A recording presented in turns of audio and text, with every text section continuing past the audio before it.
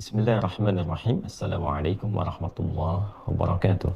Saudara-saudariku, semoga di subuh ini, khususnya dari Indonesia, waktu bagian barat, dan tentunya terhubung dari berbagai tempat yang boleh jadi terdapat perbedaan waktu saat kita terhubung saat ini, namun demikian tidak menghalangi kita untuk bersyukur pada Allah Subhanahu wa Ta'ala bahwa kita diberikan kesempatan untuk berkehidupan. Semoga kita senantiasa dibimbing, dirahmati dan dimuliakan oleh Allah Subhanahu wa Ta'ala.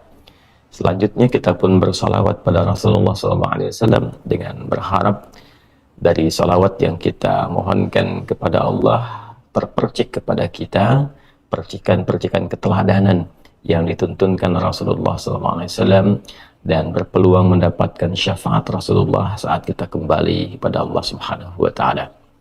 Saat ini kita akan mencoba menyambungkan kembali pembelajaran kurikulum kita di MIRA, Ma'had Islam Rafi'ah Akhyar, dalam pembelajaran kurikulum online yang insya Allah seperti kami seringkali sampaikan dan tegaskan, beberapa waktu ke depan setelah ada penyesuaian di pembangunan pesantren, kita akan mulai masuk pada kurikulum pembelajaran yang tersusun sesuai dengan jurusan-jurusan yang telah dipilih. Sudah ada 5-6 spesialisasi ya, yang sebelum pandemi bahkan kita telah belajar offline. Baik teman-teman sekalian, nanti kita akan sampaikan itu semua di akhir pembahasan. Kita akan melanjutkan terlebih dahulu materi yang telah kita kurikulumkan dari pembahasan seputar akidah.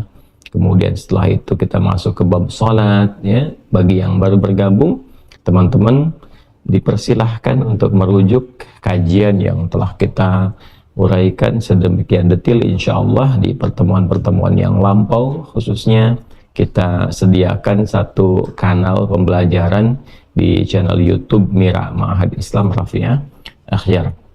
Di pertemuan yang lalu kita telah juga menyelesaikan pembahasan tentang amalan-amalan pasca salat, ke zikir dan turunan-turunannya. Sekarang kita akan membahas dari amalan turunan-turunan salat sunnah ya, amalan turunan salat sunnah. Dan di kesempatan ini kita akan memulai dengan satu salat yang mendapatkan perhatian tinggi di dalam Al-Quran, juga dalam hadis-hadis Nabi Sallallahu Alaihi Wasallam dengan rincian-rincian yang sangat luar biasa, keutamaan-keutamaan yang juga ditampilkan sangat penting baik dalam Al-Quran ataupun juga hadis-hadis Nabi Muhammad Sallallahu Alaihi Wasallam. Yang dimaksud adalah sholat tahajud. Hari ini kita akan ambil bagian pertama karena waktu kita juga cukup singkat.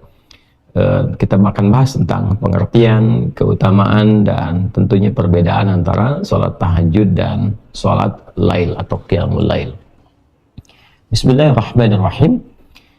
Di antara sekian sholat sunnah atau dikenal juga dengan nafilah, kita berikan dua perbedaan ya dari istilah. Jadi kalau disebutkan nafilah, maka itu yang dimaksud perbedaan jenis sholatnya ya. Jadi sholatnya dengan sholat apa? Fardu. Jadi ada yang diwajibkan yang 5 waktu itu 17 rakaat ya. Ada yang tambahan dari yang pokok itu, tambahan dari yang wajib. Nah, tambahan dari yang pokok, dari yang wajib itu disebutnya dalam Al-Quran dengan nafilah ya, sesuatu yang diikutkan pada yang pokok, yang kalaupun tidak ada sesuatu itu, yang pokok tetap utuh ya. Tapi ini akan berpengaruh pada keindahan, kebaikan, kesempurnaan.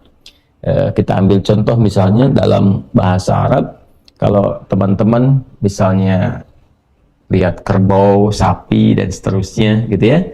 Nah itu punya ekor kan? Ya ada ekornya ya. Nah sapi tanpa ekor misalnya, kan tetap sapi ya, kelihatan dari rupanya, depannya, dan seterusnya.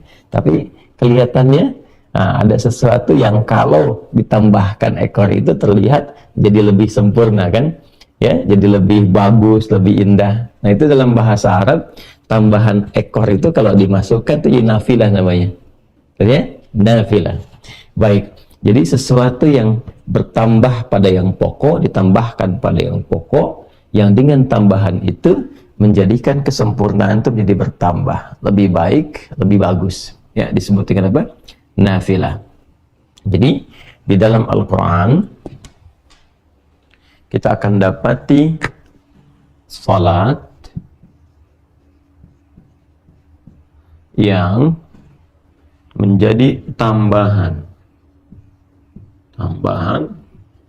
pada yang pokok, ya. Yang pokok ini ada yang fardu atau kita kenal dengan wajib, salat wajib. Ini yang 5 waktu,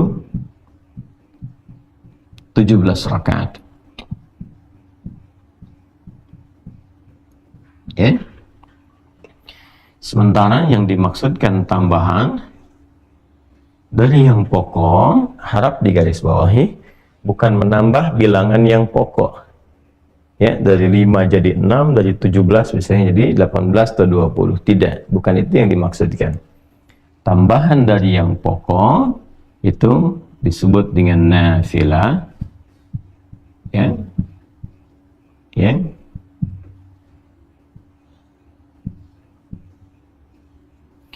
Disebut dengan nafilah, memberikan kesan secara kiasan kepada kita semua bahwa kata nafilah berarti sesuatu yang menyempurnakan.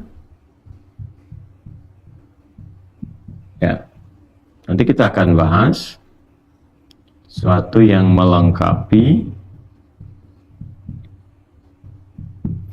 sesuatu yang menambah keutamaan. Ya. Pelan-pelan.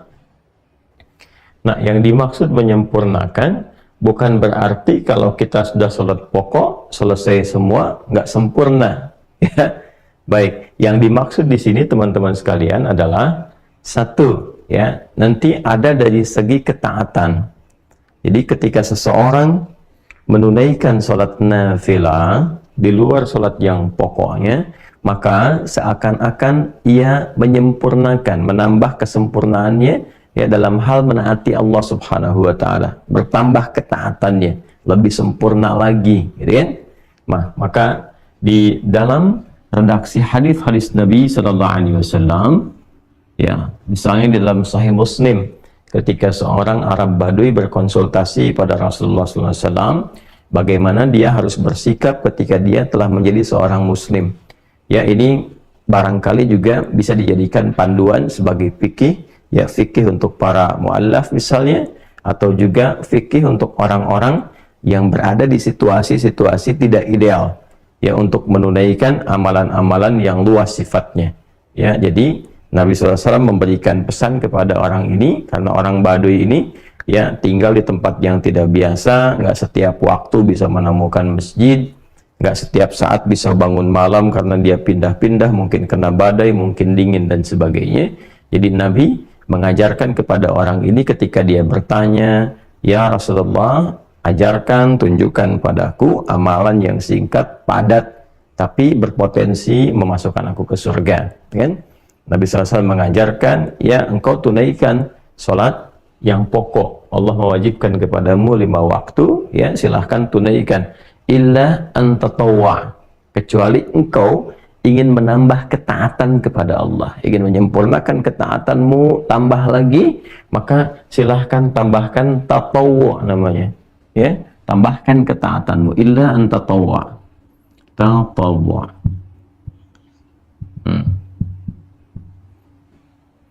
Nah, tatawwu ini berbentuk sifat, ya, asalnya dari kata taat, ta'atun. Tatawwa'a ya tatawwa'an, kata dasar akarnya adalah taat, ya.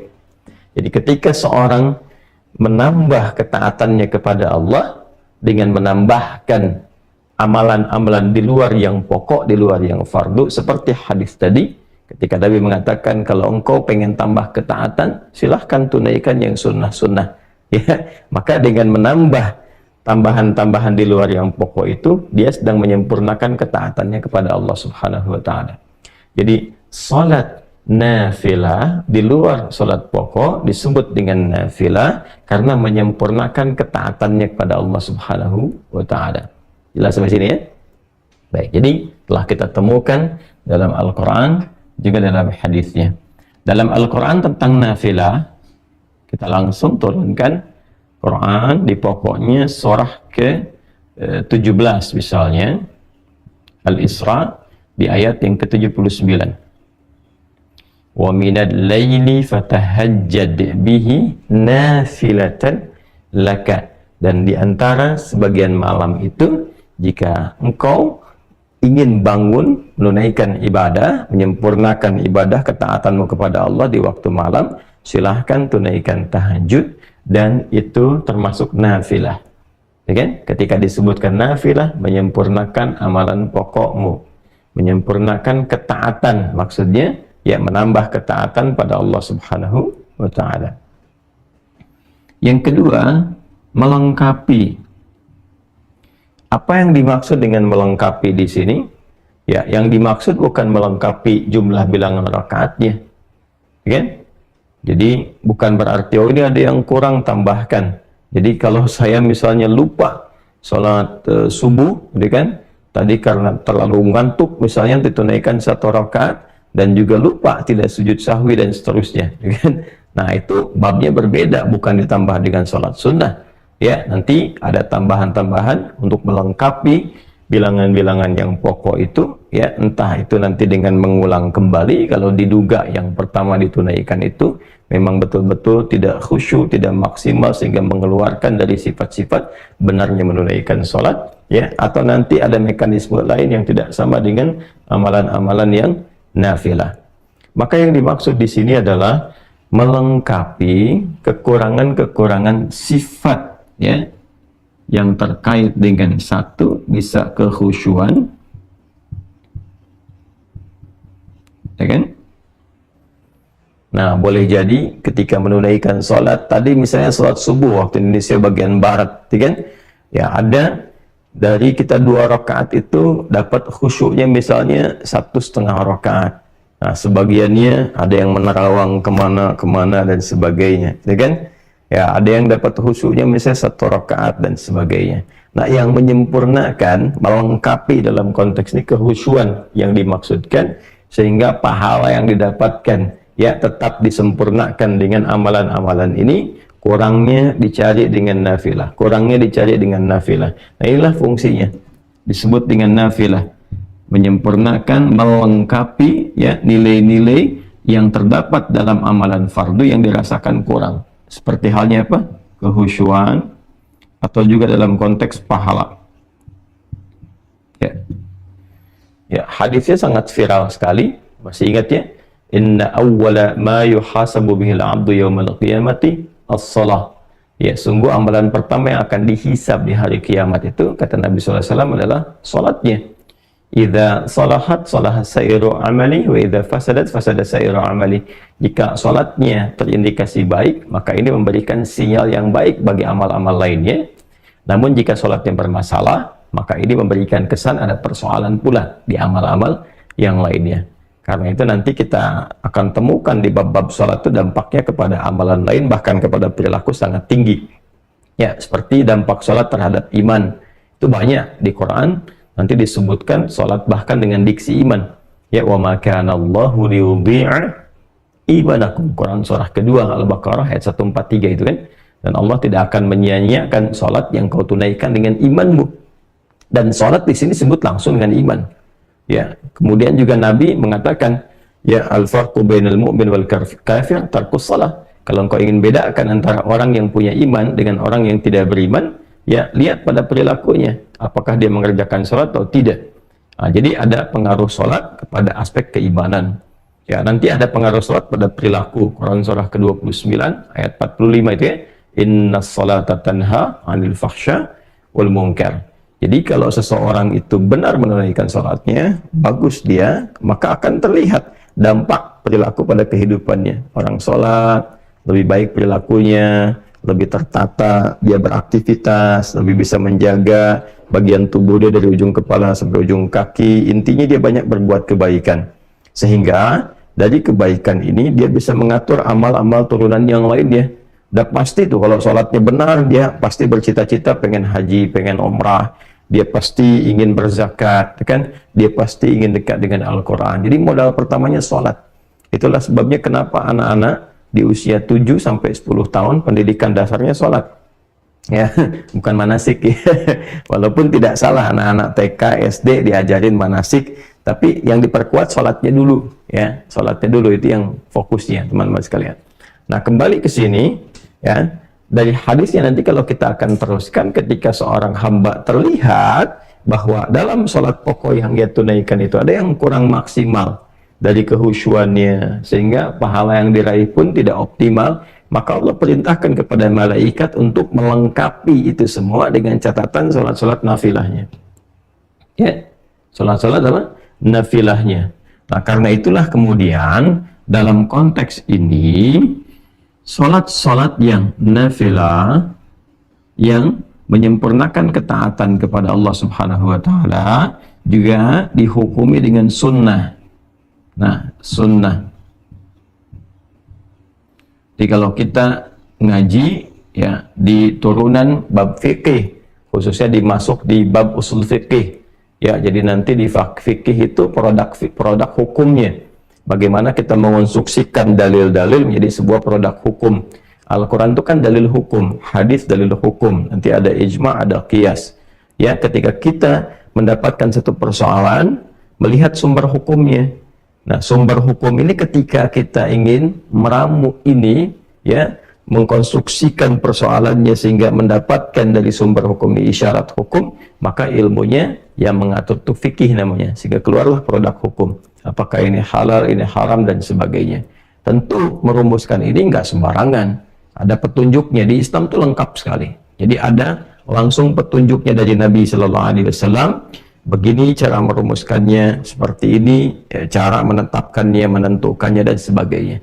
Dari mulai bagaimana Nabi memberikan penjelasan untuk memahami tafsir Al-Quran, lalu menerangkan kepada kita dan menunjukkan begini menafsirkan dan mempraktekannya lewat hadis, dan setelah itu menguji sahabat bagaimana kemampuan mengkonfigurasikan dan memitigasikan persoalan-persoalan untuk diberikan pandangan hukum. Ya, seperti kasusnya sahabat Mu'adz bin Jabal radhiyallahu taala anhu ketika beliau diutus ke Yaman oleh Nabi sallallahu alaihi wasallam untuk menyampaikan dan menebarkan risalah Islam. Maka kepada Mu'adz bin Jabal, Nabi mengetes beliau sebelum berangkat, ya, mencoba untuk mengkonfigurasikan pemahamannya benar nggak ketika berangkat ini, dites dulu. Nah, itulah tugasnya para dai sebelum berangkat tuh, lengkapi diri dengan pengetahuan, kemampuan juga untuk memahami sumber-sumber hukum Islam. Ya, sehingga Nabi memastikan kalau engkau nanti ingin memutuskan perkara, bagaimana caramu melakukannya. Maka kata Mu'adz, saya akan melandaskan semua apa yang akan saya jawab itu pertama saya lihat sumber hukumnya dari Al-Quran. Ya, setelah itu dari mana? Ya, dari hadis. Setelah itu kalau engkau ingin memutuskan itu, engkau tidak dapat langsung lihat dalilnya spesifik di Quran, juga di hadis, bagaimana? Ya, ana ajtahidu bi ra'yi, kata beliau, saya menggunakan pendekatan, ya, pemahaman saya yang bersumber dari Al-Quran dengan hadis. Jadi dikonfigurasikan, oh ini seperti ini nih memahaminya, ini ada ayatnya, ini ada hadisnya, lihat isyaratnya kemana, begini hukumnya. Dan nanti yang luar biasa membaca itu ya untuk merumuskan pola hukum di turunan fikih sehingga menjadi kaidah-kaidah fikih, diantaranya Al-Imam Asy-Syafi'i dengan kitabnya yang sangat terkenal yaitu kitab Ar-Risalah yang dikodifikasikan, dibukukan dari hasil surat menyurat beliau, ya, dengan seorang pembesar yang meminta petunjuk, dijawab, minta petunjuk, dijawab oleh Imam Syafi'i, lantas itu kemudian dibukukan.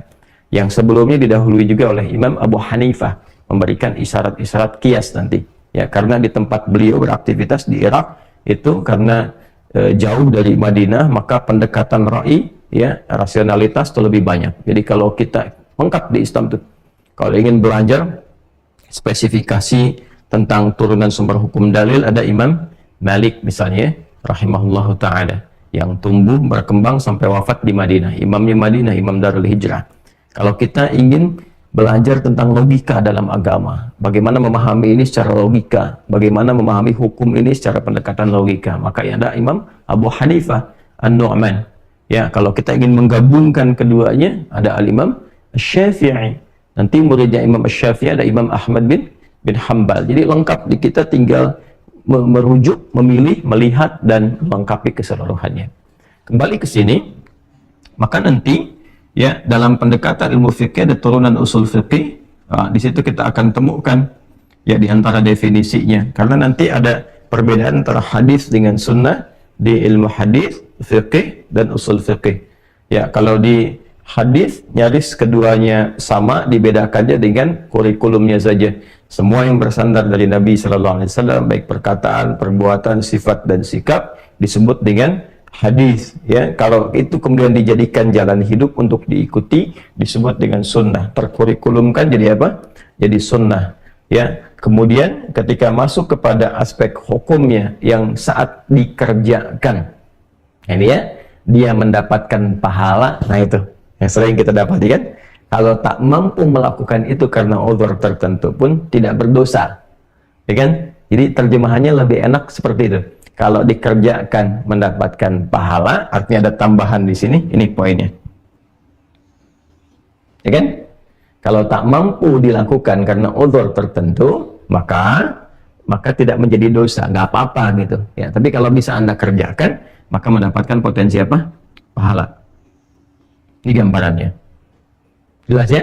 Nah, teman-teman sekalian, nanti kalau kita ngajinya masuk ke kaidah fikih, misalnya di fikihnya, ya maka kita akan temukan sunnah itu nanti bersandingnya dengan apa? Dengan turunan hukum di antara 5 hukum itu. Ya, jadi mulai pertengahan nanti ada ibahah, ya satu yang kebolehan, nanti ketika boleh disebut dengan mubah, geser ke kanan jadi sunnah penekanannya, ke kanannya lagi jadi wajib, ke kiri jadi makruh, kiri lagi jadi haram. Jadi kalau kita jemari kita ini 5, ya Allah ciptakan, ya pada umumnya kita dapati 5, ini juga jadi standar pengetahuan hukum kalau kita ngaji di fikih ya. Balik ke sini. Nah ini nanti akan diperintahkan oleh Allah kepada malaikat untuk melengkapi pahala-pahala ini. Karena itu disebut dengan sunnah. Ya. Kemudian teman-teman sekalian, juga di setiap amalan nafilah ini ada keutamaannya. Yang tentunya berbeda dengan keutamaan sholat apa? Fardu. Ya, dari subuh sampai dengan isya tentu utama. Ya, seperti yang pernah kita bahas sebelum-sebelumnya, memberikan ketenangan kepada jiwa, mempercepat pengabulan doa, ya kan? Merubah perilaku jadi lebih baik. Itu amalan-amalan sholat fardu. Jadi sholatnya 5 waktu, keutamaannya yang pokok juga 5. Pernah kita uraikan, silakan rujuk kembali. Nah, sedangkan yang ini sholat-sholat nafilah yang dihukumi sunnah. Ya, dihukumnya apa? Sunnah. Nanti kita akan kaitkan kenapa lebih banyak disebutkan sunnahnya, viral namanya dibandingkan dengan nafilah, karena ada aspek yang ini. Yang ketiga ini keutamaan. Ternyata di setiap sholat nafilah itu akan ditemukan keutamaan-keutamaan yang bahkan boleh jadi nggak didapati dalam sholat fardu. Ya, nanti kita lihat ragamnya. Misal, sering kita dapati sholat yang rawatib, yang tersusun, ya bersanding dengan salat-salat fardu. Misal 2 rakaat sebelum subuh tadi kan, kemudian 4 rakaat sebelum zuhur. Kalau tak mampu 4 jadi 2. Hadisnya Ibnu Umar radhiyallahu taala anhuma. 2 rakaat setelah zuhur, ya kan? 2 rakaat setelah maghrib, 2 rakaat setelah isya, ya kan? Nanti ada yang rawatib itu yang 12 ya. Nah, itu diantara keutamanya apa? Memberikan kelengkapan kepada salat fardu dari segi kehusyuan, segi pahala. Nanti ada salat mutlak. Ya, ada yang waktunya dekat dengan sholat fardu, ada yang terpisah jauh.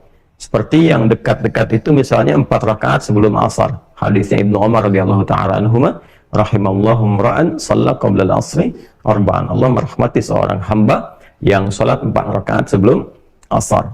Nanti ada yang agak mendekat lagi misalnya tapi ada jeda seperti sholat syuruk, ya kan? Nah, yang hadisnya sangat viral sekali. Nanti kita akan masuk ke situ juga, ya. Man shallal ghadata fil jama'ati, siapa yang menunaikan salat fardu subuh dengan berjamaah. Nanti tafsirnya kita akan bahas kemudian, apakah di masjid atau cukup berjamaah, ya. Kemudian tsumma yaqudu yadhkurullah, kemudian dia duduk berzikir kepada Allah Subhanahu wa taala sampai tiba awal duha, yaitu syuruk, ya. Kemudian dia tsumma yusalli rak'atain, dia salat 2 rakaat. Fakana alaihi ka ajri hajjin wa umratin, maka seakan-akan dia mendapatkan pahala senilai haji dan umrah. Kata Nabi sempurna, sempurna. Ya. Nah ini diantaranya. Kemudian nanti masuk ke duha, pertengahan duha, akhir duha, sampai juga nanti ada tahajud di malam harinya, ya, atau juga secara umum ada qiyamul lail. Nah itu setiap bagian sholat punya keutamaannya sendiri. Apa fadilahnya salat syuruk? Apa pertengahan duha? Apa akhir duha? Apa keutamaan tahajud dan seterusnya? Nah jadi di setiap amalan-amalan, kenapa disebut dengan nafilah? Ya, memberikan kesan bahwa ada sesuatu di dalam yang menyempurnakan, ada sesuatu yang dalam yang melengkapi, ada keutamaan yang boleh jadi nggak diraih di dalam sholat fardu karena urusan-urusan tertentu, ya, tambahan-tambahan tertentu. Baik, nah, bukan berarti wah kalau begini saja berarti untuk apa mengerjakan yang fardu kalau nggak dapat ini. Tidak, cara berpikirnya bukan demikian. Nanti kita belajar apa keutamaan ini gitu, ya, karena kalau yang ini yang pokok itu mengikat semua hal yang secara umum itu dirasakan, dibutuhkan, dan mendorong manusia untuk beraktivitas. Jadi ini standar manusia kalau yang ini. Manusia butuh ini. Tapi kalau yang ini, nanti ada pilihan-pilihan. Ya, boleh jadi si fulan aktivitasnya di A, nanti yang cocok sholatnya ini. Si fulan ada di B, nanti yang sesuai sholatnya ini. Itu maksudnya. Nanti kita akan dapati. Ya. Nah, karena psikologi manusia umumnya kalau ingin mengerjakan sesuatu butuh motivasi. Yang dia dapatkan apa? Jarang, motivasinya ketaatan jarang. Kecuali punya tingkat keimanan yang sangat tinggi. Ya, biasanya motivasi manusia pada umumnya kalau saya kerjakan ini dapat apa? Kan? Kalau saya bisa melakukan ini, apa yang bisa diraih? Nah, karena itu bab salat nafilah, jamaknya disebut dengan nawafil, nafilah. Jamaknya disebut dengan nawafil, itu lebih banyak diviralkan, dipopulerkan dengan istilah yang sunnah. Ya, salat-salat sunnah. Selain menunjuk kepada hukumnya, baik kan, yang tidak sama dengan fardu, juga menekankan dari sisi keutamaannya. Ya, baik itu pahala, menambah kehusuan, juga keutamaan-keutamaan yang bisa didapatkan secara spesifik. Jadi, kalau kekinian misalnya, kamu kerjakan tahajud ya itu kan sunnah. Tarawih apa itu kan sunnah. Kenapa memviralkan sunnah di kalangan para ulama? Untuk memberikan kesan bahwa sekalipun ini bukan yang pokok, tapi itu ada keutamaannya loh. Ya kan? Ada pahala yang luar biasa loh. Untuk memotivasi kita. Jadi ketika disebutkan sholat sunnah, yang muncul pertama kali itu digambarkan tuh, jangan gambaran begini, ya. Cuma sunnah nggak apa-apa, nggak ngerjain juga, bukan. Ya, karena definisi sunnah tuh bukan ke situ. Ya, ketika kita bawa ke dalam nuansa ibadah, ke fikih, ada pahala di situ. Yang kalau nggak dikerjakan, saya kan, atau sengaja misalnya tertinggalkan atau mungkin nggak mengerjakan sama sekali, bukan dengan maksud mengabaikan. Jadi kalau mengabaikan jadi dosa. Ya, dalam arti yang nggak ditunaikan saja. Ya sayang ada sesuatu yang hilang, sementara itu bisa dilakukan. Itulah sebabnya kenapa diviralkannya ya kalimat sunnahnya dibandingkan dengan apa? Dibandingkan dengan nafilah dan turunan lainnya. Jadi kalau disebutkan namanya nafilah, ini jamaknya nawafil, hukumnya apa? Sunnah. Sifatnya tatawwu'. Jadi kalau menemukan bab-bab dalam fikih ngaji babun nawafil, itu sama dengan sunnah. Kalau ada dalam hadis istilah tatawwu' itu sama dengan apa? Sunnah. Jelas ya?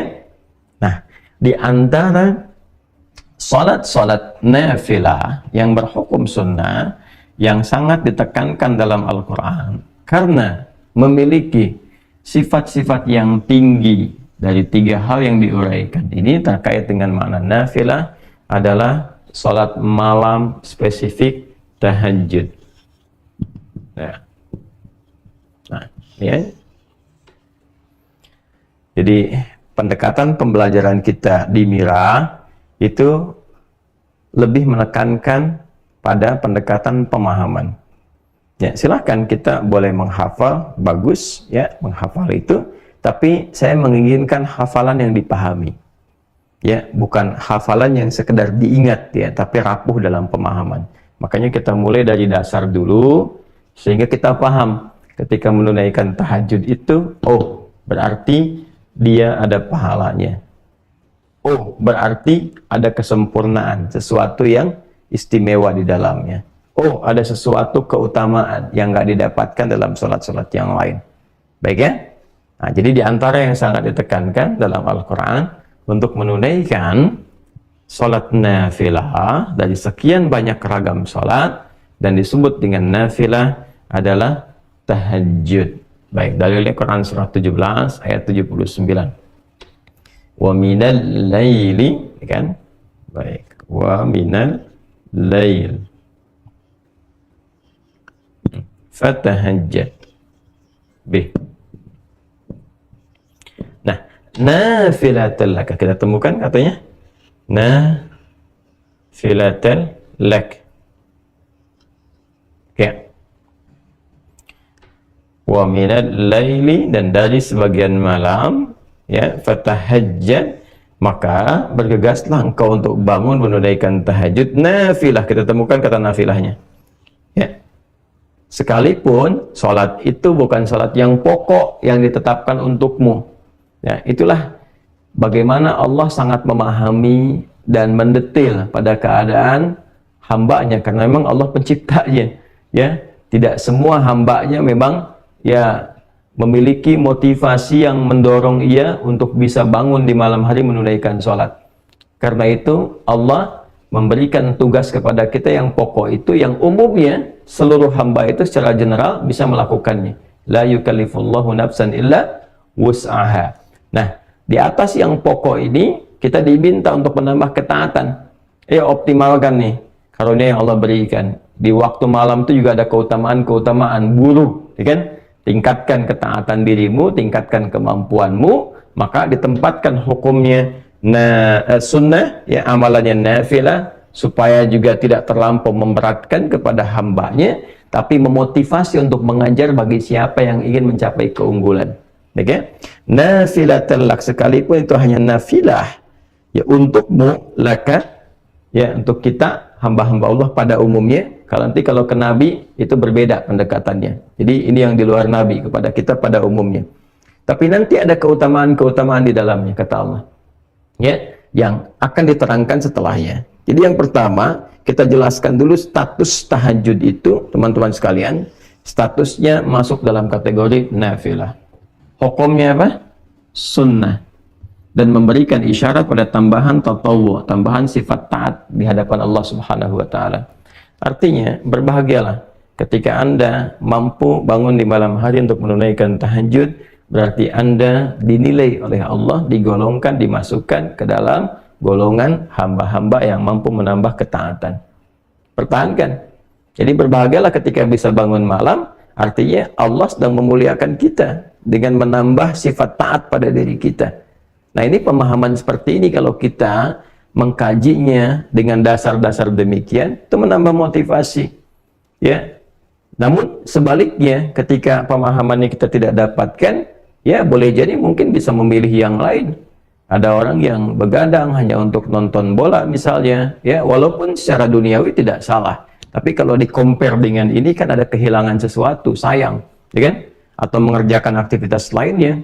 Tapi kalau kita bisa mendapatkan bab ini dengan baik, wah, dapat kesempatan ini, tiba-tiba ada dorongan untuk menunaikan itu semua, maka berbahagialah, status kita sedang dinaikkan oleh Allah sebagai hamba yang dinilai bertambah ketaatannya, ya kan?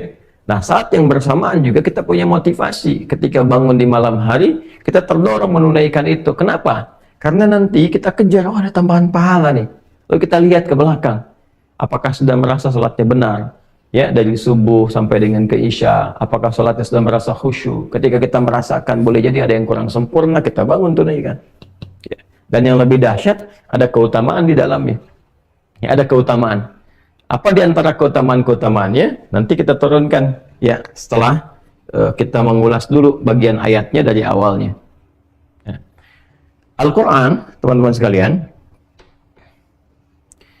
sebelum menampilkan kepada kita untuk menunaikan sholat yang dimaksudkan, maka menjelaskan kepada kita 3 hal utama. Ya, 1, penjelasan waktu.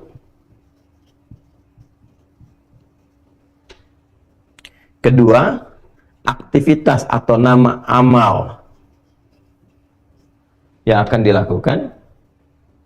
Yang ketiga, menunjukkan keutamaan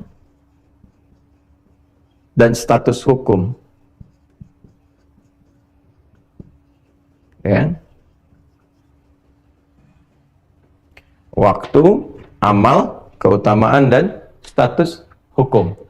Nah, yang menarik teman-teman sekalian, ini cara kita mengkaji. Boleh kita mengkaji dengan pendekatan-pendekatan, misalnya mengawalkan, bisa membahas waktunya dulu, atau kita juga bisa membahas keutamaannya dulu untuk menghadirkan motivasi, lalu setelah itu baru mulai ke teknis dengan menentukan waktu. Bisa jadi demikian. Nah, kita terangkan tadi, selesaikan di pertengahan dulu, ya, khairul umuri awsatuha, hal yang terbaik menerangkan yang tengah-tengahnya dulu, ya. Baru setelah itu kemudian kita masuk kepada dua pilihan bagian, baik waktu ataupun keutamaannya. Nah, tahajud. Kita masuk ke sini dulu. Apa itu tahajud? Yang terkait dengan waktu seperti tadi yang saya sampaikan. Teman-teman sekalian, tahajud itu asalnya dari kata tahajjada, ya tahajjadu, tahajjudan. Kita uraikan ke sini.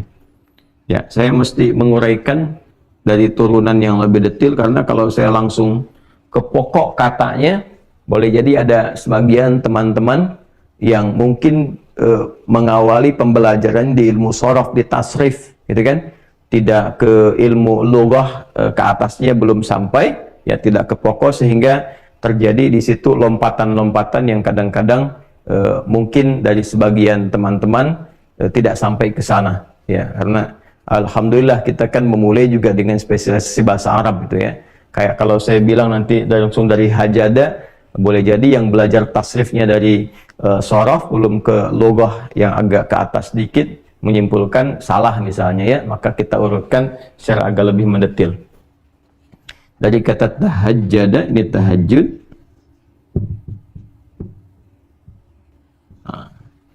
Dari kata tahajjada, tahajjada, ya tahajjadu, tahajjudan.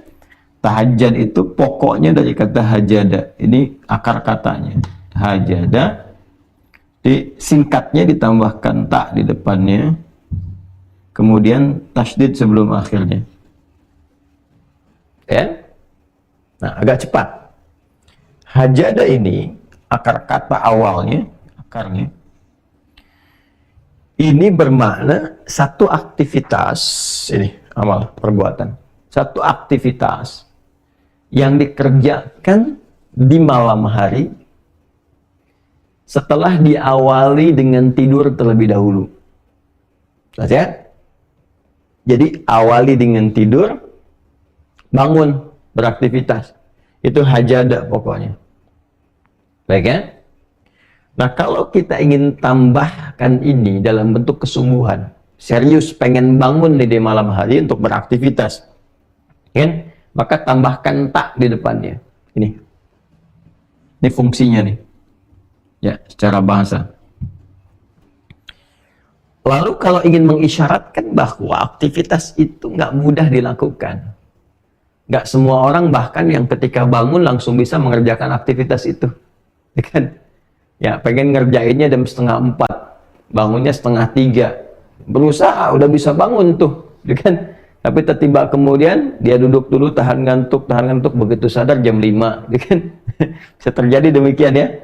Nah, maka untuk memberikan kesan kesungguhan, dan itu tidak mudah, butuh motivasi 2 kali lipat, double. Sesuatu yang double itu yang menunjukkan kesan mesti tambah, ya, untuk berlipat tuh tasydid disebutnya dalam bahasa Arab. Jadi asalnya menyatukan 2 harakat, yang satunya itu mati, yang satu hidup, ya. Misalnya ini ada hamzah a, ini waw pertama mati, kedua hidup, awal. Maka untuk bisa mempersingkat ini dijadikan satu huruf, tambahkan tasydid, maka double, menyatukan 2 menjadi 1. Yang satu sukun, yang kedua apa? Berharakat. Jelas ya? Ini dari kajian dasarnya. Tapi tasydid juga seakar dengan syiddah, sesuatu yang nggak mudah. Jadi kalau kita ngaji fikih bahasa, kita akan dapatkan biasanya pekerjaan-pekerjaan yang tidak mudah dikerjakan sehingga butuh motivasi double, 2 kali lipat. Ya, itu secara psikologisnya dia ditambahkan tasdid sebelum akhirnya. Maka berubahlah dari kata hajada menjadi tahajjada, memberikan kesan bahwa kesungguhan, keseriusan untuk mengerjakan aktivitas di malam hari setelah tidur terlebih dahulu, walaupun itu tidak mudah dilakukan, tapi dia menumbuhkan motivasi berkali lipat untuk mewujudkan itu. Nah, sifatnya, karakternya disebut dengan tahajud namanya, ya. Tahajud nih. Ini di Quran kembalinya ke sini ke kata kerjanya untuk menunjukkan pekerjaannya. Ya, wa minal laili, dan dari sebagian malam. Minnya sebagian, menunjukkan 2 kesan. Ya. Kesan pertama, nggak harus semalam suntuk penuh untuk menunaikan ibadah ini. Ya, cukup sebagiannya lah yang Anda pandang Anda bisa mengerjakan itu secara ideal, sesuai dengan kelapangan Anda. Ya, misalnya kalau Bang Ada Isya istirahat, sekarang jam 8, misalnya istirahat jam 9, ya, bangun di pertengahan malamnya, dengan memberikan kesan bahwa ya saya bisa bangun jam 1 misalnya, silahkan kerjakan. Jam 2 misalnya, silahkan. Ya, atau awal-awal dekatkan ke subuh misalnya. Kalau subuhnya 4.35 misalnya, ya Anda bisa tunaikan jam 4 misalnya, atau 4:04, sehingga ketika selesai dekat ke subuh dan tidak terlampau ngantuk untuk mengerjakan sholat subuh, karena di awal-awal. Ya, ini kesan min yang didapatkan teman-teman sekalian. Ya, wa minal laili, dan dari sebagian malam, gak harus semua di waktu malam kemudian Anda gunakan untuk mengerjakan itu. Ya, jadi ini kesannya. Nah, yang paling menarik adalah supaya kita nggak terlampau lompat, kembali ke sini. Fa. Jadi kalau ada fa itu memberikan kesan bahwa ini sesuatu yang penting sehingga cepat dieksekusi, tidak ditunggu-tunggu, tidak dilama-lama. Ya, jadi kalau sudah bangun, teman-teman sekalian, di malam hari itu siapkan diri dengan baik. Misalnya pengen bangun jam 3:30, pasang alarm dulu kan, 3 kali ya seperti biasa, 2:30, jam 3, jam 3:15. Alarm pertama matikan, alarm kedua siap-siap, yang ketiga sudah ya ready lah ya untuk persiapan itu. Maka kalau sudah siap itu pakai fa, cepat segera tunaikan, jangan pakai jeda gitu, langsung eksekusi. Kemudian tak, ya serius dah, maka cepatlah bersungguh-sungguh kan untuk menunaikan sholat, ya kan? Bangun, tunaikan sholat, sekalipun tidak mudah kerjakan, tumbuhkan motivasimu 2 kali lipat lebih dari yang biasa untuk mengerjakan itu. Itu cara memahaminya. Ya, dan dari sebagian malam, gak harus sepenuh malam kau kerjakan itu, ya kan? Silahkan, cepatlah engkau bisa bangun, walaupun itu tak mudah untuk kau kerjakan. Cepat kejar dengan serius, ya kan? Tambahkan motivasimu 2 kali lipat dari sebelumnya. Tunaikan sholat, ya, yang didahului dengan tidur terlebih dahulu. Ya, jadi ini syarat kedua dari min ini. Ya, dari min ini gunakan waktunya untuk istirahat dulu. Ya, jadi bukan begadang malamnya tunaikan, tidak. Nanti itu perbedaannya dengan qiyamul lail. Kalau qiyamul lail nanti itu lebih umum sifatnya. Termasuk di dalamnya nanti sholat-sholat yang sifatnya bisa ditunaikan sebelum tidur. Ya, misalnya Anda mau kerjakan 4 rakaat sebelum tidur karena diduga malamnya nggak bisa bangun misalnya kan, maka setelah sholat isya, sholat sunnah 2 rakaat rawatibnya, ya Anda misalnya sholat 2 rakaat atau 4 rakaat tutup dengan witir sebelum tidur. Nah, itu masuknya kategorinya qiyamul lail, bukan tahajud. Ya, qiyamul lail bukan tahajud. Itu perbedaan qiyamul lail dengan tahajud. Jadi kalau qiyamul lail itu sifatnya lebih umum. Ya, sholat yang ditunaikan dari mulai ba'da isya sampai menjelang sahar. Ya, karena lail itu waktunya nah kita masuk sini aja biar kita padukan. Lail, nah waktunya terbentang dari ba'da isya sampai menjelang sahar. Sahar itu waktu singkat ya sebelum fajar tiba. Amalan di waktu sahar disebut dengan sahur namanya. Ya, jadi kalau spesifiknya, kalau ini ba'da isya misalnya 19.45 misal. Kalau ini subuhnya misalnya 4.35, taruhlah 15-20 menit sebelum subuh 4.15 misalnya. Kan? Nah, ini masih masuk kategori lail, ya kan? Nanti di sahar pun masih boleh ditunaikan sholat sampai menjelang azan, karena Nabi pun dalam satu riwayat pernah kemudian berhenti di waktu sahar ini, ya, kemudian beliau beristighfar jenak sambil miring ke kanan itu kan, sambil rebahan itu, ya. Tapi dalam satu riwayat ditemukan, termasuk dari riwayat Imam Ahmad, ya rahimahullah ta'ala, bahwa Nabi menduga sudah masuk waktunya fajar, ya kan? Maka beliau akan rebahan fajar, ternyata masih jauh, ya, belum masuk waktu fajarnya, maka beliau teruskan dulu sholatnya 2 rakaat lagi, ya. Ya, ini ada kebolehan. Nanti ada amalan utamanya, amalan utama di waktu sahar, nanti kita bahas supaya tidak terlampau lompat. Dan dari ba'da isya sampai ke sini lail namanya, ya, lail, al-lail. Jadi nanti ada pembuka malam, pembukanya muqaddimatul lail, itu disebut dengan maghrib. Masuk lailnya itu isya, ya, isya nih. Jadi ini dari mulai awal-awal sampai ke pertengahan, tengah malam, ya, sampai nanti ke penghujungnya sampai sepertiga malam, sampai masuk ke sahar, ya. Jadi kalau kita mau petakan, tinggal dibagi saja. Misalnya di sini dari mulai sepertiga akhir sampai ke ujungnya, misalnya dari jam 1.30 misalnya, terus sampai dengan jam ke-4.15, ya. Nanti kalau sudah masuk ke teknis, kita bisa bahas bagaimana teknisnya kalau dikonversi ke waktu, kira-kira kebiasaan Nabi bangun jam berapa, selesai jam berapa, itu kita bisa turunkan, ya. Baiklah teman-teman sekalian, nah ini dari waktunya ini, kalau ada orang misalnya dia menduga karena lelahnya luar biasa aktivitas, dia duga nggak akan bisa bangun nih jam segini nih, maka dia memilih sholat ba'da isya, sholat sunnah 2 rakaat untuk rawatibnya, lalu dia sholat sebelum tidur nih, ya. Apakah dia witir misalnya, ya, yang dia tunaikan langsung 3 rakaat misalnya, 1 atau 3, atau dia sholat pendahuluan dulu 2 rakaat, ya, atau 4 rakaat, lalu dia witir misalnya 1 rakaat, ya. Maka itu masuknya kategorinya sholat yang disebut dengan qiyam, ya. Turunan dari kata aqama, yuqimu, diambil dari kata qama, sifatnya disebut dengan qiyam, ya. Maka yang ditunaikan di malam hari, sifatnya waktu malam, waktunya malam, maka disebut dengan qiyamul lail, ya, atau disebut juga dengan sholatul lail. Nah, biasanya kalau sudah sholatul lail spesifik, nanti nama lain dari tahajud. Tapi kalau qiyamul lail masih umum. Jelas ya, teman-teman sekalian, ya? Jelas ya? Nah, jadi kalau kita kembali ke sini, teman-teman sekalian, kalau ada istilah qiyamul lail, qiyam itu masih umum sifatnya, ya, boleh dilakukannya sebelum tidur atau bahkan setelah tidur. Nanti nama dari qiyamul lail spesifik, kalau ditunaikan ba'da tidur, ya, bilangannya genap, nah itu disebut dengan tahajud. Yang ganjilnya disebut dengan apa? Witir. Nah, spesifik nanti ada nama lain untuk menunjukkan sifat tahajud itu, kayak untuk menunjuk nama sholatnya.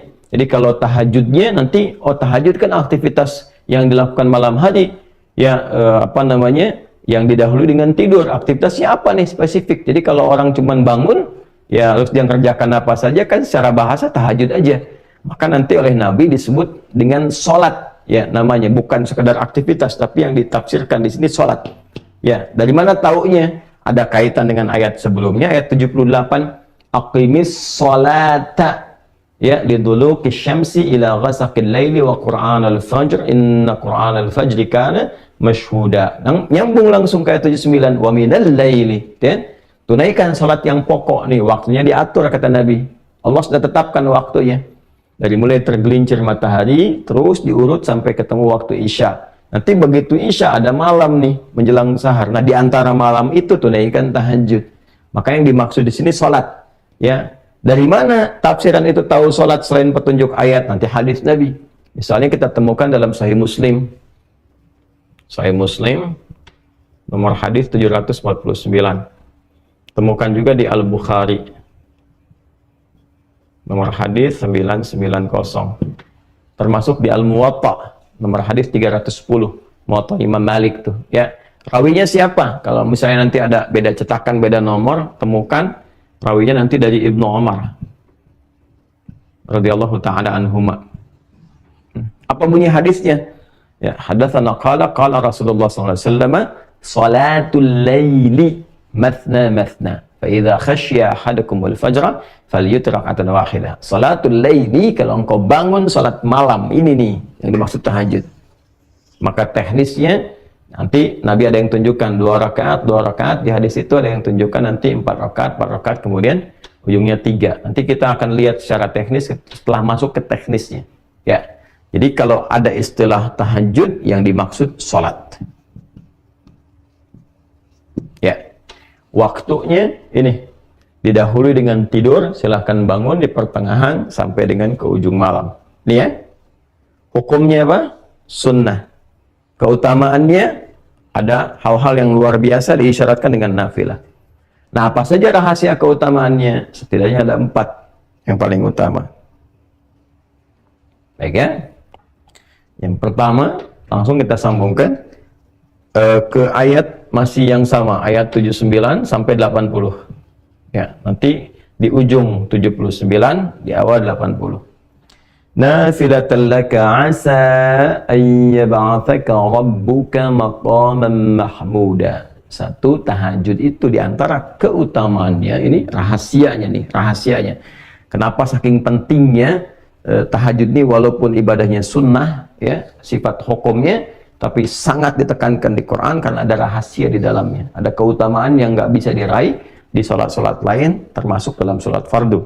Satu, asa ayyab'atsaka rabbuka maqaman mahmuda. Boleh jadi dengan kesungguhan menunaikan sholat itu, Allah akan menempatkanmu, mengangkatmu, menempatkanmu di tempat yang terbaik. Maqaman mahmuda, tempat atau kedudukan tinggi, karena maqam itu sesuatu yang tinggi, ya, dan terpuji, terbaik. Tempat kedudukan tinggi yang terbaik.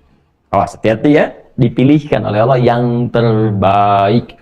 Ya, maqam itu, teman-teman, itu punya 2 arti spesifik. Bisa dia real, tempat yang tinggi, yang terhormat, ya, atau juga menunjukkan sifat. Jadi dia bukan tempat dalam arti punya ketinggian, tidak, tapi sesuatu. Boleh jadi juga pijakan, tapi dari situ menunjukkan satu perbuatan yang baik yang mengantarkan pada kedudukan tinggi.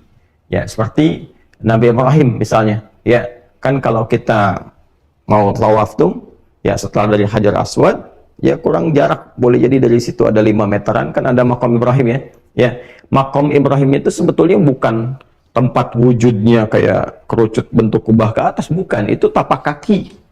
Tapak kaki. Jadi Nabi Ibrahim alaihissalam itu ketika beliau akan meninggikan bangunan Ka'bah, berpijak, ya, pijakan awalnya di situ posisinya.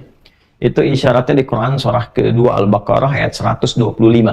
Ya, wa idh ja'alna al-baita mathabatan lin-nasi wa amna wattakhidhu min maqami Ibrahim musalla. Jadi pijakan pertama untuk meninggikan bangunan Ka'bah, yang dengan pijakan itu menjadi terhormat, kedudukan beliau tinggi. Saking terhormat tingginya, Allah jadikan area itu tempat sholat. Ya, tinggi itu. Jadi kalau kita sudah menemukan maqam, artinya kita katakan kedudukan, tempat tinggi yang terhormat, yang terbaik. Ya. Nah, kenapa kuburan juga disebut dengan maqam? Memberikan kesan kepada kita bahwa, sebelum meninggal, bersikaplah yang baik, yang mulia, sehingga ketika engkau meninggal pun engkau dihormati, engkau punya kedudukan. Ya, makanya orang-orang dulu menyebutnya ke makam yuk, ke makam yuk, ke makom maksudnya. Ya, yuk lihat orang-orang terhormat, ya, yang dikubur, yang kita datang berziarah ke situ, mendapatkan inspirasi dari ziarah itu, bagaimana menjadi lebih baik, ingat kematian, belajar dari orang wafat ini supaya meningkatkan ketaatan kepada Allah. Jadi semua tuh ada maknanya di Islam tuh. Itu maksudnya. Nah, amalan yang mengantarkan kita untuk mendapatkan tempat kedudukan terbaik dalam aktivitas kita, ya, dan ditempatkan oleh Allah secara langsung, itu tahajud. Ini mahal. Ya, makanya saya sering agak rewel ya pada aktivitas yang sifatnya padat yang kita jalani, baik itu misalnya di bisnis, di ya diplomasi, di dunia politik misalnya, termasuk juga para ustadz, apalagi ya ustadz pengajar dan seterusnya. Nah, ini amalan yang sangat ideal nih. Ya, di kedudukan tinggi yang terbaik, yang terhormat. Ya, tinggi itu misalnya kalau di bisnis Anda berharap jadi direktur misalnya kan. Nah, di posisi itu kan tinggi. Tapi terbaik nggak untuk Anda? Belum tentu. Ya. Nah, boleh jadi ketika Anda ada di posisi itu ternyata tempatnya, kedudukannya bagus, tapi situasinya nggak ideal. Ya, ternyata di titik itu ada sesuatu yang bisa menjerumuskan Anda pada kemaksiatan. Mulai misalnya, mohon maaf sekali, ya olahraganya juga udah beda, ya kan? Olahraga yang mengantarkan pada maksiat, pergaulannya nggak bagus. Anda belum siap di situ, belum optimal. Maka ditempatkan oleh Allah misalnya di manajer dulu, yang terbaik bagi Anda. Nanti dibimbing pelan-pelan supaya bisa memperbaiki. Nah ini, jadi kedudukan tinggi itu disifati langsung dengan mahmuda, yang ideal buat Anda, yang terbaik, yang bagus, yang pas, yang mendukung ketaatan Anda kepada Allah. Jadi dunianya dapat, akhiratnya diraih. Nanti di situ dibekal lagi supaya naik lagi. Ya. Kemudian apa yang kedua? Waqur Rabbi adkhilni mudkhala sidqin. Ya, dan untuk meraih ini dibimbing oleh Allah. Cara memulainya. Ya. Maka dibimbing pintu pembukanya. Jadi mengawalinya pun dengan terhormat. Ya, bukan dengan sogokan. Kadang orang pengen kedudukan, nyogok, ya, menipu, ya, dan seterusnya. Sifat-sifat yang buruk lah. Ya, ini banyak hal nih. Ya, sekarang ya kita mencoba menjadi muslim yang baik lah ya. Sekarang mau masuk dunia pendidikan, masuk sekolah kok nyogok. Gimana bisa mendapatkan sesuatu yang terhormat? Anda itu mau dididik di sekolah untuk jadi pribadi yang baik, tapi mengawali dengan cara yang salah. Ya, masuk kampus nyogok. Sekarang bisa ditemukan berita masuk SD aja nyogok gitu kan. Bahkan ada yang masuk TK pun mau nyogok gitu. Ini sesuatu yang nggak bagus. Ya, bagaimana mengajarkan sesuatu yang salah dari sejak kecil? Ya, sementara tujuan pendidikan itu meningkatkan iman dan takwa pada awalnya, bukan ilmu dulu. Ya, indahnya di Indonesia itu yaitu senapas dengan nilai-nilai spiritual, nggak bertentangan tuh. Ya, spiritnya itu spirit beragama. Ya kan, saya sering katakan di Undang-Undang Sisdiknas itu di pembukaannya teman-teman, ya di pembukaan pasal menimbang tuh, pasal yang B-nya yang kedua itu dari beberapa yang ada di situ poinnya kan ditegaskan Undang-Undang Dasar 1945 ya mengamanatkan kepada pemerintah untuk mengusahakan satu sistem pendidikan yang meningkatkan keimanan dan ketakwaan kepada Tuhan Yang Maha Esa. Di iman takwa itu yang paling pembuka, paling utama. Adab itu pembuka utama. Ya, jadi bagaimana Anda mendekatkan seseorang, anak didik ya kepada Tuhan Yang Maha Esa, meningkatkan iman dan takwa dengan cara yang bertentangan, yang maksiat. Maka nanti orang yang rajin tahajud itu dibimbing oleh Allah. Kamu naik jabatan tuh nggak harus nyogok. Ya kan? Promosi jabatan tuh nggak harus usaha yang aneh-aneh gitu. Ya, dan Allah menggerakkan hati-hati orang-orang itu untuk melihat ini orang yang paling ideal, orang yang paling tepat, orang paling lurus, paling bagus, langsung naik dibimbing oleh Allah. Jadikan hati-hati orang yang walaupun dia kelihatan misalnya ya perilakunya nggak ideal, ya tapi Allah lembutkan hati untuk memilih dia nanti tuh, ya dibimbing. Dan kalaupun ada kesulitan yang ketiga dalam menjalani itu ada tantangan. Kadang kan di posisi tinggi itu, apalagi makom, posisi tinggi pasti persaingannya lebih ketat. Ya, jadi kalau ya seringkali kan diilustrasikan dalam kehidupan itu kalau jabatan paling tinggi seperti pohon kan, semakin naik, semakin tinggi anginnya makin kencang kan. Persaingannya ketat dan sebagainya. Jadi kadang-kadang memerlukan jalan keluar, solusi. Wa akhrijni mukhrajal sidqin. Maka Allah pun memberikan solusi. Pembukanya sudah baik, kalaupun ada persoalan, ya jalan keluarnya, solusinya pun solusi terbaik. Dibimbing oleh Allah. Ya, apalagi situasi saat ini misalnya. Ya, yang orang di dunia sampaikan ada peluang resesi dari segi ekonomi, dinamika politik yang kuat secara global begini berpengaruh. Orang-orang yang dekat dengan Allah karena dia punya Allah. Anda punya harta, Anda bisa berperilaku dengan harta, punya kedudukan, membuat banyak hal ya dengan kebijakan-kebijakan. Tapi kan terbatas, harta bisa habis, kalau nggak Anda yang meninggal, harta yang hilang.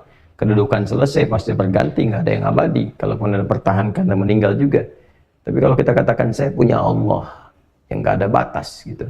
Nah ini nih kalimat ini nih teman-teman, saya punya Allah. Nah itu harus melekat pada orang Islam.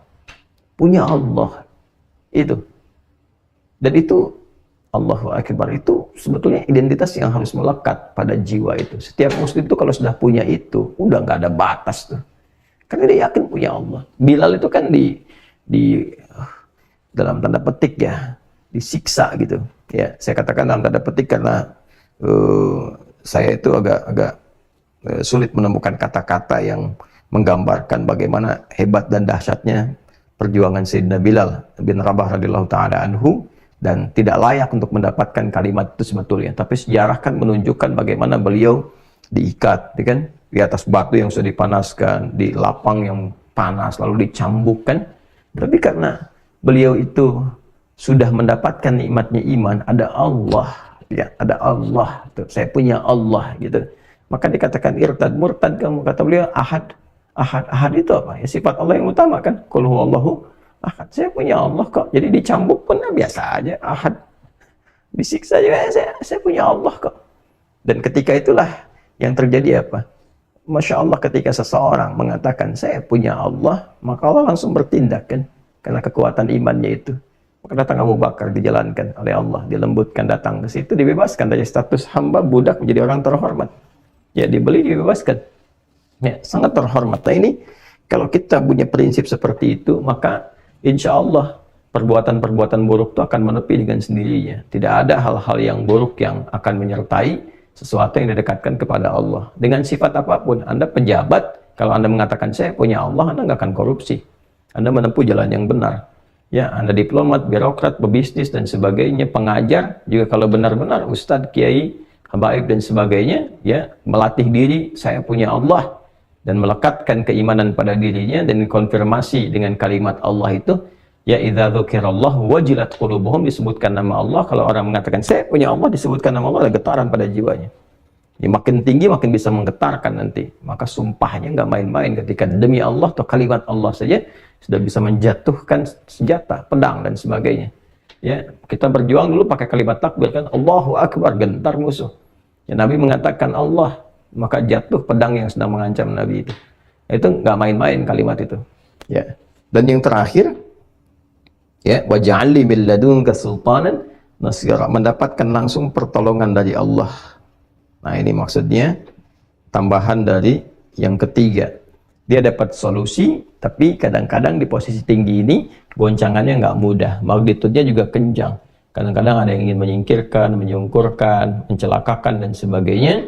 Ya, maka Allah langsung yang menurunkan satu skema untuk menolongnya. Dan ini yang kaitan nanti termasuk dengan surah Yasin dalam konteks pengepungan Nabi Shallallahu Alaihi Wasallam. Ya, Allah kemudian jadikan matanya tak bisa melihat, orang-orang itu ditidurkan, mengantuk, yang mengepung Nabi 100 orang, pasukan khusus yang kalaupun ada hewan tuh bisa terasa, terlihat, dan sebagainya. Tapi ya Allah Subhanahu wa taala berkehendak Nabi melenggang begitu saja dalam keadaan ya 100 orang pasukan khusus pemuda-pemuda terbaik itu dalam keadaan yang tidak sadarkan diri.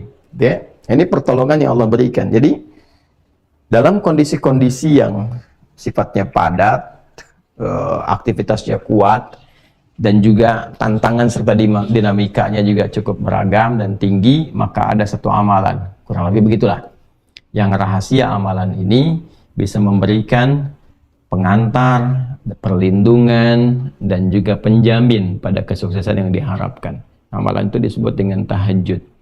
Ya, disebut dengan tahajud karena satu, waktunya dikerjakan di waktu malam setelah beristirahat terlebih dahulu, diawali dengan istirahat supaya lebih fresh, lebih segar ketika bangun di malam harinya. Kemudian yang kedua, tidak mudah melakukan ini karena keutamaannya juga banyak, maka butuh motivasi yang kuat, serius untuk menunaikan.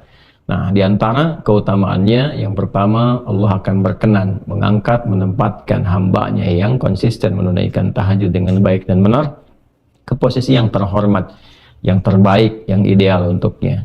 Kemudian Allah akan berikan bimbingan agar mengawali semua karir kegiatannya dengan cara terbaik, memberikan solusi terbaik, plus melindungi ia ketika ada yang mengancam atau mengganggu ia dalam beraktivitas berkehidupan dengan cara-cara yang Allah kehendaki untuk memuliakan hamba-hambanya. Ya, walaupun cara-cara itu mengantarkan kepada ajal misalnya dan sebagainya, tapi dia akan jadi orang terhormat. Ya, akan jadi orang terhormat yang dikenang, yang baik, yang mulia.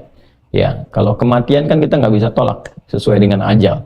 Ya, tapi kita bisa berikhtiar bagaimana cara meninggal secara terhormat, sehingga ditempatkan bukan sekedar di kuburan, di makbarah, tapi di makom yang ketika dizarahi pun dengan cara-cara yang terhormat, menginspirasi dan diteladani. Jadi meninggal pun masih punya jariah gitu. Ya, nah ini gambaran teman-teman rahasia sholat tahajud. Nah, pertanyaannya belum selesai babnya. Nah, kalau sudah bangun, bagaimana menunaikannya? Ya kan, dari mulai bangun, berwudu, kalau ada janabat mandi, sampai menunaikan sholatnya seperti apa tuh? Ada teknisnya. Nanti kita akan bahas di pertemuan selanjutnya. Alhamdulillah kurikulum Mira sudah berjalan kembali. Ya, pagi ini kita mulai. Ya teman-teman, Mira itu Ma'had Islam Rafiah Akhyar, punya dua sifat pendidikan. Satu, pendidikan yang formal, pembelajaran jenjang studinya terukur, ya, yaitu tingkat pesantren, alumninya dari SD, jadi setingkat SMP ke SMA. Nah, kita mulainya dari TK, dari PAUD, ya, pendidikan anak usia dini, akhyar. Jadi dari akhyar tuh diharapkan jadi sesuatu yang terbaik ya, di eranya, di usianya. Jadi dari mulai tingkatan itu kita hanya menerima 40 orang, naik ke atas tuh. Nanti lulus TK diharapkan dia sudah punya dasar keislaman yang kokoh, ya sesuai dengan usianya. Jadi Qurannya targetnya 5 juz, kemudian ada pendampingan ibadah, akhlak dan sebagainya. Masuk ke SD 6 tahun itu diharapkan 30 juz. Nanti selesai tinggal diinstal ilmunya. Ilmunya itulah yang di pesantren yang kita sebut Mira. Sekarang sedang kita bangun. Itu dari SMP sampai SMA. Kita siapkan skema. Jadi saya sedang nabung nih, selain ini wakaf. Masih ada peluang teman-teman. Silakan. Nanti insya Allah diharapkan akhir tahun ini sudah wujud gitu kan. Nah, kemudian mau menjelang Ramadan kita speed up supaya beberapa unit bisa selesai diibadahi terlebih dahulu sebelum digunakan. Ya, teman-teman masih ada peluang wakaf di nomor rekening 111 3 kali satunya 111 4444 4 kali 4-nya ya, kemudian 142 111 4444 142 10 digit di Bank Syariah Indonesia atas nama Ma'had Islam Rafiah Akhyar, Yayasan Ma'had Islam Rafiah Akhyar. Nanti yang formal itu bisa ditempati. Nah, kita juga sedang nabung supaya nanti bisa meringankan dan kita harapkan bisa gratis. Nah, setelah itu lurus S1, S2, S3 itu nerimanya 40 dari bawah tuh ya, nggak bisa masuk di tengah-tengah kecuali memenuhi kualifikasi dan kuota ada. Misalnya dari SD misalnya yang ke situ hanya 20, berarti dibuka untuk umum 20. Kalau 30 berarti ada 10 peluangnya. Nanti sebelum diterima 6 bulan paling cepatnya udah dimulai untuk mengkondisikan supaya levelnya sama dulu yang masuk dengan yang sudah ada, supaya mudah untuk diberikan pendidikan. Nanti di situ kita spesifikasikan, mungkin ada yang bakatnya ke tafsir, ke hadis, ke fikih, diperdalam, nanti masuk ke atas S1, S2, S3 beasiswa. Kita sudah sekarang siapkan kerjasama dengan 19 negara. Ya. Nah kemudian ada yang semi formalnya. Saya tidak sebut informal tapi semi formal karena tidak masuk secara sistem pendidikan seperti yang formal, tapi pembelajaran jadi formal.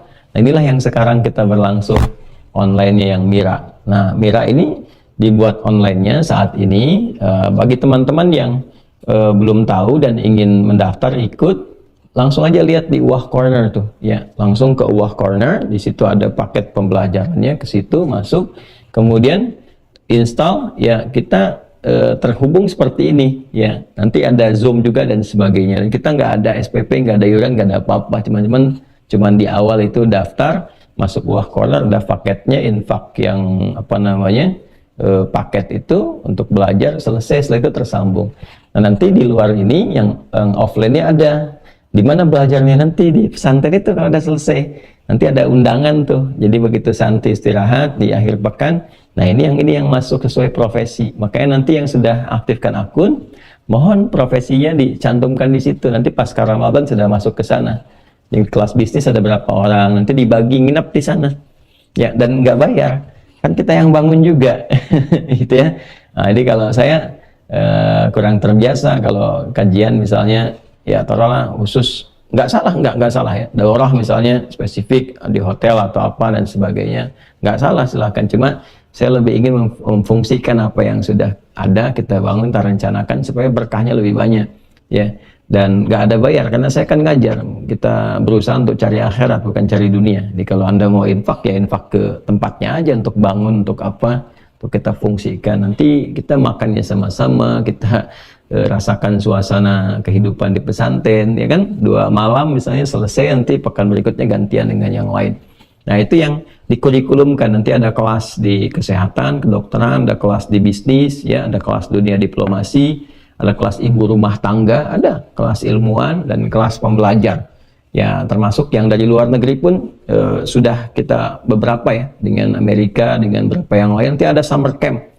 Bisa nanti ikut di summer camp, programnya agak lama itu, kalau bisa sebulan sampai 2 bulan. Jadi belajar tentang keislaman, ya, dan disesuaikan dengan kebutuhannya. Jadi kalau dari luar negeri mau belajar boleh, nanti kalau sudah selesai kita siapkan tempat-tempatnya, ya.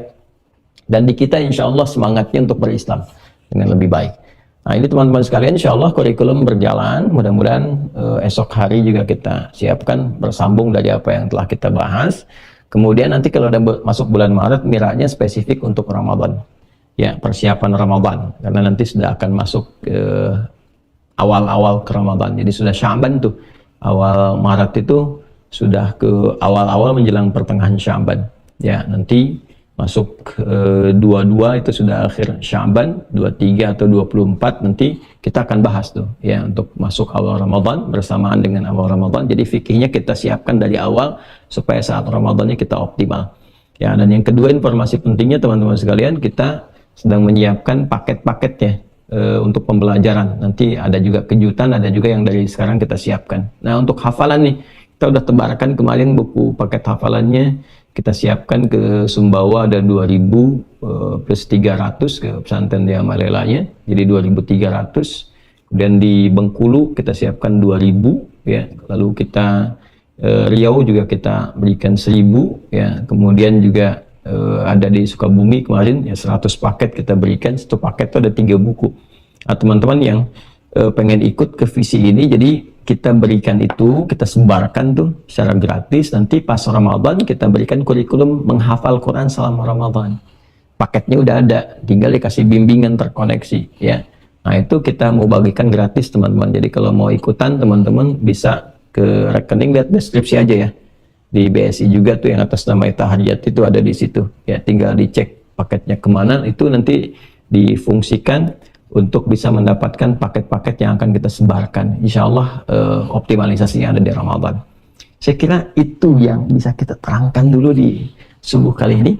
Ya, mudah-mudahan ada manfaat yang Allah ridhai dan mendorong kita untuk semangat menunaikan, meraih kehidupan yang baik dan akhir yang husnul khatimah insya Allah. Terima kasih terhubung di subuh kali ini waktu Indonesia bagian Barat. Semoga Allah rahmati kita semua. Allahumma taqabbal minna innaka antas sami'ul alim wa tub 'alaina innaka antat tawwabur rahim. Rabbana atina fid dunya hasanah wa fil akhirati hasanah wa qina adzabannar. Allahumma ya arhamar rahimin arzuqna ni'matat tahajjud fi hayatina ya Allah waj'alna minal mustaqimin fiha ya arhamar rahimin. Wa sallallahu ala sayyidina Muhammad wa ala alihi wa sahbihi ajma'in. Wa akhiru da'wana subhanakallahumma wa bihamdika nashhadu an la ilaha illa anta nastaghfiruka wa natubu ilaik. Walhamdulillahi rabbil alamin. Assalamualaikum warahmatullahi wabarakatuh.